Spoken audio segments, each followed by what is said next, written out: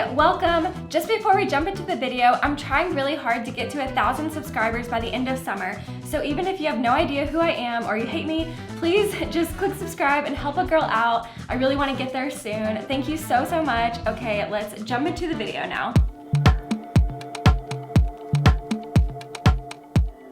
Hello, how's it going? How are you?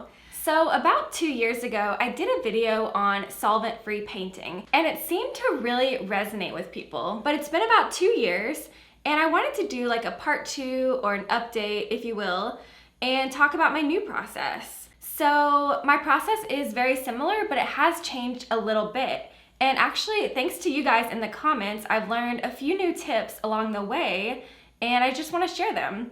So I'm just gonna talk about 7 things that I wish I knew when I first started oil painting solvent-free.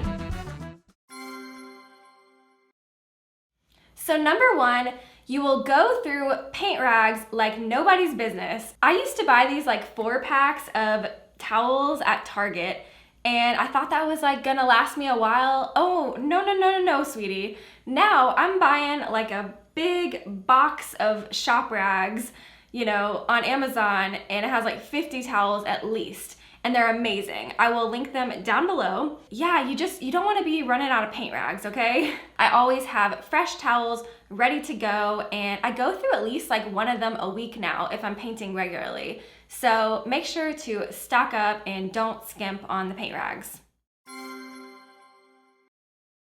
Number 2, what I wish I knew when I first started solvent-free painting is to separate my brushes by color and values.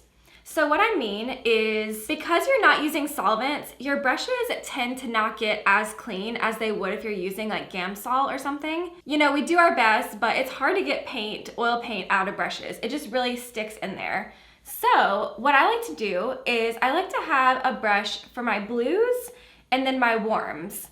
And then further to that, I will have like a high key, and then a dark, low key. Meaning like I'll have a brush for light blues and light purples, and then a brush for, dark blues and dark purples, for example.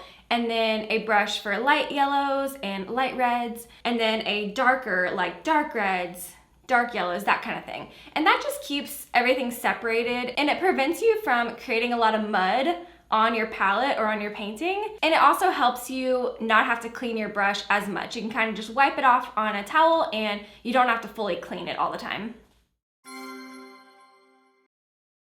Okay, number 3, this is the best tip, and I learned it from some of you guys in my comments, and that is to dip your brush in safflower oil, and it stays wet for days. For days, okay? Like, how did I not know this as an oil painter? I also learned this from Draw Mix Paint here on YouTube. He talks a lot about his process, and he dips his brushes in clove oil, and they stay wet for days.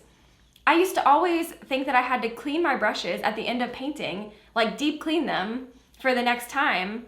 And now I can simply dip them in safflower oil. Obviously you want to clean them a little bit, like you don't want a lot of paint stuck on there, but clean it, but you don't have to deep clean it. Dip it in safflower oil, let them kind of sit somewhere, and then if you're coming to paint within a few days, they're gonna stay wet. Obviously, if you're gonna paint like in 2 weeks, you may not wanna do this, but within a few days, they stay wet, and you don't have to like waste all that oil and time deep cleaning your brushes every single day. Okay, number 4 is to develop a system that works for you. So I'll give you my secrets, okay? Here's my process as far as like rags, mediums, and cleaning goes. I like to have a 2-rag system while I'm painting. I also like to have 2 drying stations for my paint rags. So while I'm painting, say I want to clean my brush and switch colors, okay? So I'll have a dirty rag, which is where I can wipe all the paint off of my brush, and then I would, clean the brush in the safflower oil, and then I have a clean rag, which is where I would wipe the brush after the safflower oil, so it's not as painted up. And so that kind of keeps everything organized, and you're not having just like paint everywhere and like nowhere to clean your brush in a dry spot. Then when I'm done painting, I also have 2 drying stations. So one is for the recent wet rags. So after I'm done painting, I'll put my like paint rag there.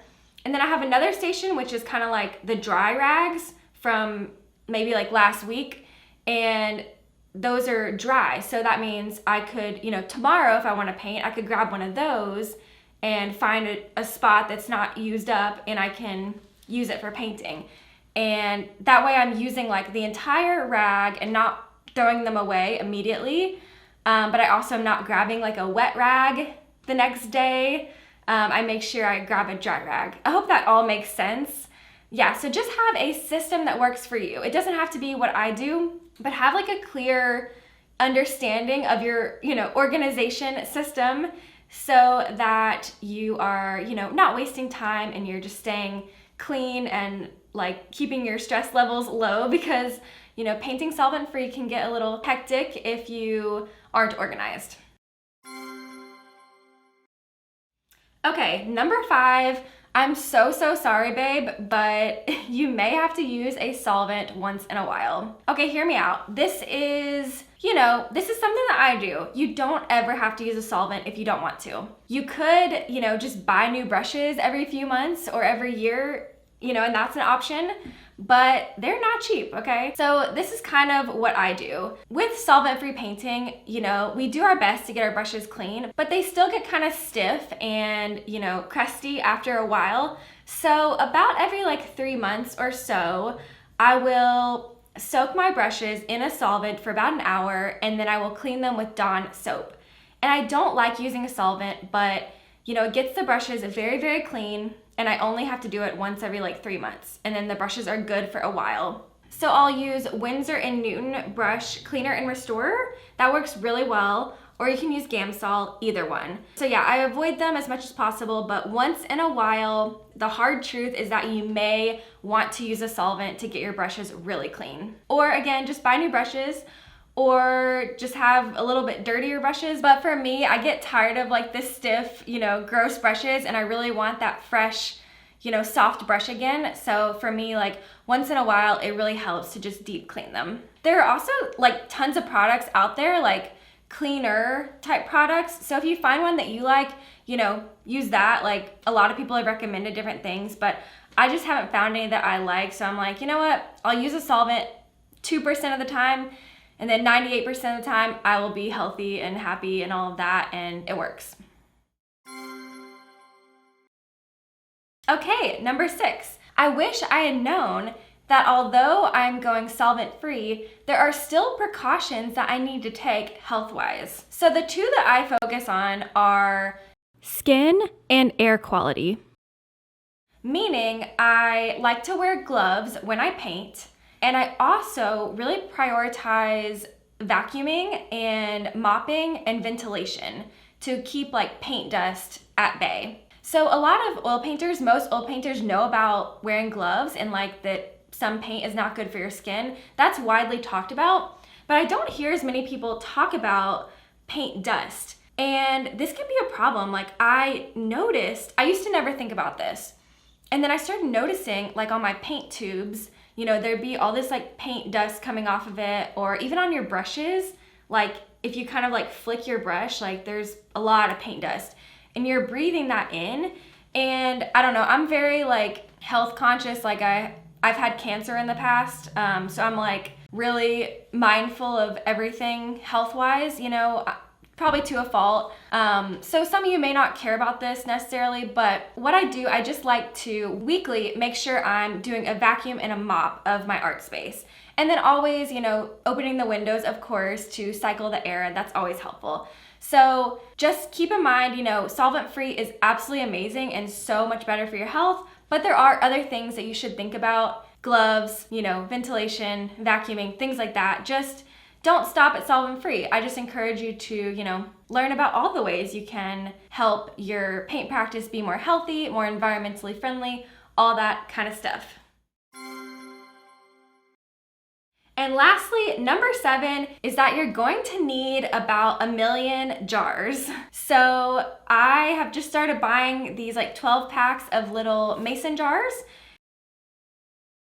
And just trust me, you're gonna need them, you know, when you're transferring old oil to a new jar, or you need new oil in a new jar. It's just nice to have like a plethora of jars so that you're not struggling to have like dirty oil and stuff. And it's also better if you need to take things to a recycling center. So just trust me, buy like a 12-pack of mason jars and just have a lot of jars laying around, and they're so helpful and you'll thank me later.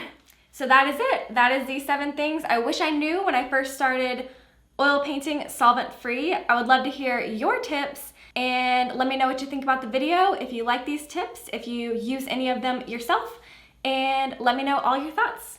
Thanks so much for watching and have a great day.